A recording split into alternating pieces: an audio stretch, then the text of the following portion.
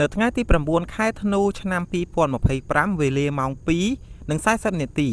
យោធាថៃបានបាញ់ផ្លោងអាវុធធុនធ្ងន់ធ្លាក់ក្បែរសាលាបឋមសិក្សាចក់ពួកឃុំស្លក្រាមស្រុកស្វាយជែកខេត្តបន្ទាយមានជ័យចំនួន1គ្រាប់និង1គ្រាប់ទៀតធ្លាក់ក្បែរចំការពោតក្បែរជើងភ្នំ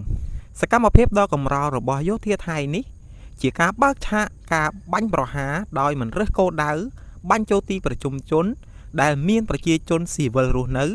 ពិសេសសាលារៀនរបស់កុមារក្រសួងការពារជាតិនៃព្រះរាជាណាចក្រកម្ពុជាសូមថ្កោលទោសយ៉ាងដាច់អហង្ការចំពោះទង្វើអមនុស្សធម៌ដ៏សាហាវឃោរឃៅនេះហើយនេះបង្ហាញយ៉ាងច្បាស់ការដែលភាគីថៃបានរំលោភបំពានលើបទឈប់បាញ់និងសេចក្តីថ្លែងការណ៍រួមស្តីពីកិច្ចព្រមព្រៀងសន្តិភាពរវាងកម្ពុជានិងថៃដែលភាគីទាំងពីរបានចុះហត្ថលេខាកាលពីថ្ងៃទី26ខែតុលាឆ្នាំ2025ដែលចុះហត្ថលេខាដោយនាយករដ្ឋមន្ត្រីកម្ពុជានិងថៃក្រោមសាក្សីរបស់ឯកឧត្តមដូណាល់ត្រាំប្រធានាធិបតីសហរដ្ឋអាមេរិកនិងឯកឧត្តមអាល់វ៉ាអ៊ីប្រាហ៊ីមនាយករដ្ឋមន្ត្រីប្រទេសម៉ាឡេស៊ី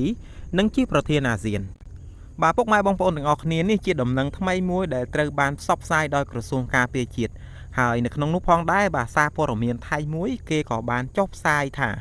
លោកនាយករដ្ឋមន្ត្រីអនុទានឆាយវរៈកុលគឺបដិសេធនៅបទឈប់បាញ់នឹងការជជែកដេញដោលក្នុងសភាជុំវិញការប៉ះទង្គិចរវាងកម្ពុជានិងថៃបាទហើយគេក៏បានសន្យាដោយផ្ដល់ការគ្រប់គ្រងយ៉ាងពេញទំហឹងដល់យោធារបស់គេរហូតដល់ការបាទគម្រាមកំហែងត្រូវបានបញ្ចប់បាទហើយក៏សូមពុកម៉ែបងប្អូន share នឹងអត្ថបទព័ត៌មាននេះម្នាក់មួយដើម្បីជាដំណឹងថ្មីទៅដល់ប្រជាជនក៏ដូចជាទស្សនិកជនជាតិនិងអន្តរជាតិឲ្យបានដឹងពីចេតនារបស់ថៃដែលព្យាយាមឈ្លានពានមកកម្ពុជាបាទយ៉ាងពេញទំហឹងតែម្ដងមកគិតមកដល់ពេលនេះបាទសម្រាប់អត្ថបទព័ត៌មានដែលចុះផ្សាយដោយពួកសៀមគេបានចុះផ្សាយថានាយករដ្ឋមន្ត្រីច្រានចោលបទឈប់បាញ់នឹងការជជែកដេញដោលបញ្ហាព្រំដែន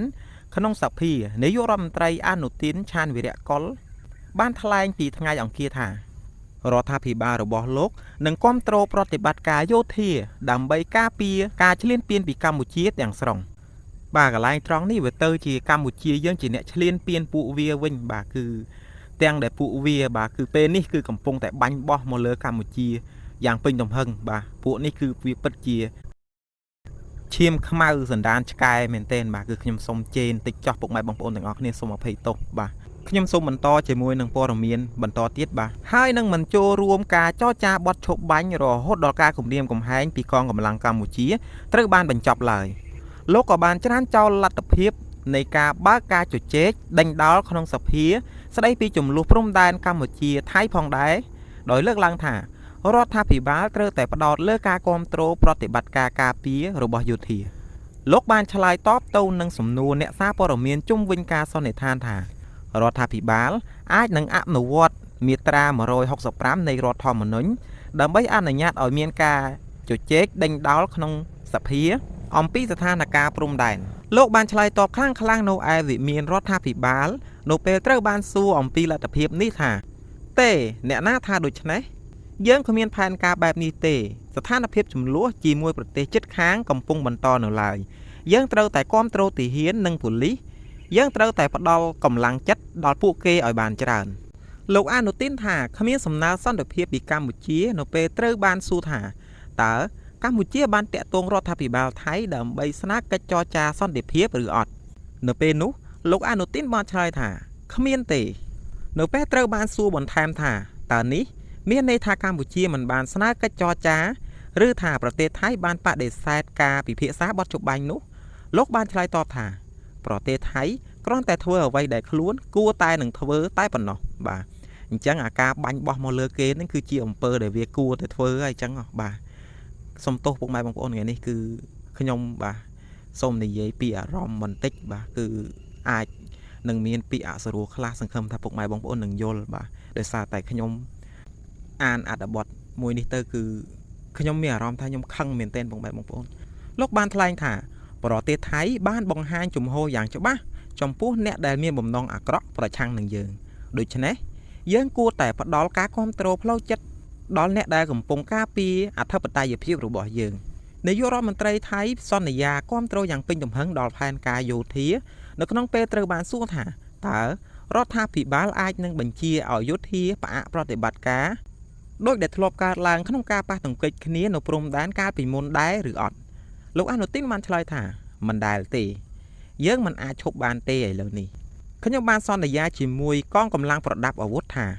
ពួកគេអាចអនុវត្តផែនការរបស់ពួកគេបានពេញលេញហើយរដ្ឋាភិបាលនឹងគ្រប់គ្រងពួកគេយ៉ាងអស់ពីសមត្ថភាព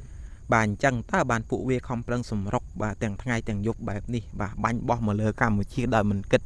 ពីក្មេងពីអីទេបាទគឺវាបាញ់ទាំងអស់បាទ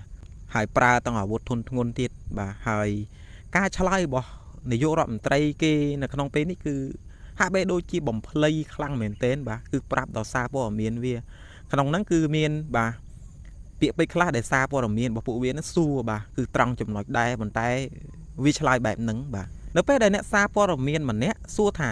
តើប្រតិបត្តិការយោធានឹងបន្តរហូតដល់កងកម្លាំងប្រដាប់អាវុធកម្ពុជាចុះខ្សោយដែរឬអត់លោកបានឆ្លើយតបយ៉ាងខ្លីថាកងកម្លាំងប្រដាប់អាវុធរបស់ពួកគេមិនមែនរបស់យើងទេកងកម្លាំងប្រដាប់អាវុធរបស់យើងនឹងមិនចុះខ្សោយឡើយចំពោះសេចក្តីរាយការណ៍ដែលថាកម្ពុជាប្រើប្រាស់យន្តហោះដ្រូនកាមីកាហ្សេដើម្បីវាយប្រហារកងទ័ពថៃលោកអនុទានបានថ្លែងថាយោធាមានវិធានការដើម្បីទប់ទល់នឹងយុទ្ធសាស្ត្របែបនេះរួចហើយលោកបានបន្ថែមថារដ្ឋមន្ត្រីការបរទេសសីហស័កភួងកេតកែវកំពុងទប់ទល់យ៉ាងសកម្មនឹងព័ត៌មានមិនពិតដែលចេញផ្សាយដោយកម្ពុជាដោយបានផ្ដល់សេចក្តីសង្ខេបជូនឯកអគ្គរដ្ឋទូតបរទេសនិងបានថ្លែងនៅលើវេទិកាអន្តរជាតិរួមទាំងកិច្ចប្រជុំសន្ធិសញ្ញាអូតាវ៉ានៅប្រទេសស្វីសបាទនេះហើយគឺជាអត្ថបទព័ត៌មានដែលចុះផ្សាយដោយពួកសៀមបាទគឺឃើញថាវាបំភ្លៃនៃការពិតច្រើនមែនទែនបាទដែលយើងបាទពុកម៉ែបងប្អូនដែលបានសម្ដាប់ក៏ដូចជាបានទស្សនាវីដេអូនេះបាទគឺនឹងដឹងហើយថា